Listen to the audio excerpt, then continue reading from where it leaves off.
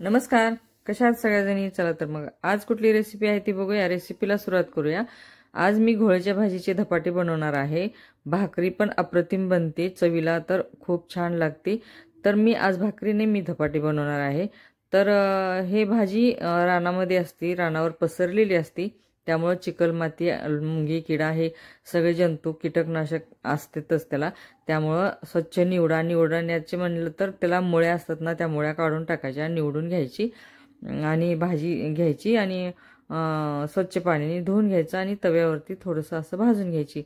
भाजलेली भाजी मी ज्वारीच्या पिठामध्ये घातलेली आहे. आता आपणाला घालायचं आहे ह्यामध्ये लसूण वाटलेलं आहे. तर परत टाकायचं चवीपुरते मीठ. आता टाकायचं आपल्याला बेसन 2 चमचे, मुठभर कोथिंबीर टाकायची आहे, चिमूटभर हळद टाकायची आहे आणि वाटलेल्या हिरव्या मिरचीचा ठेचा थोडासा चवीला. तर चला ह्या पिठाला सगळं आपण चोळून सगळं मिक्स करूया, हे सगळे पीठ आणि हे.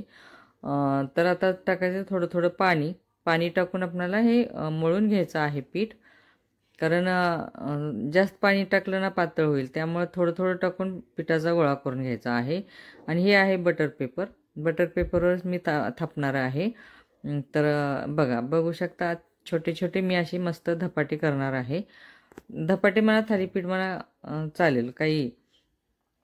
तर तवा ठेवलेला आहे गॅसवरती. तवा तापल्यानंतर तव्यावरती थोडंसं तेल टाकल्यानंतर धपाटं टाकलं. आता थोडंसं पाणी लावून घेऊया आणि नंतर आपल्याला तेल लावून घ्यायचं आहे. हे अशा प्रकारे तेल लावून घेऊन आपल्याला ह्या धपाट्याला शेकलं की उलटपालट करायचं आहे.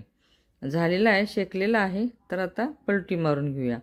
तर दुसरं धपाटं तयार आहे खाली.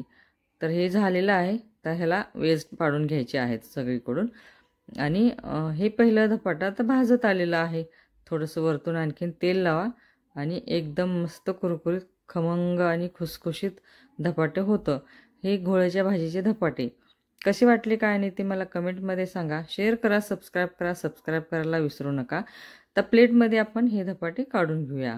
किती छान कलर आलेला आहे आणि भाजलं पण खूप छान आहे. तर झालेलं आहे. दुसरं पण टाकून घेतलं आहे. असे मी सगळेच धपाटे करून घेणार आहे. तर असे 4-5 धपाटे माझे झालेले आहेत. बघू शकता किती सुंदर झालेले आहेत. मस्त आपण दह्याबरोबर किंवा लोणच्याबरोबर खाऊ शकता. आता सर्व करायचं आहे.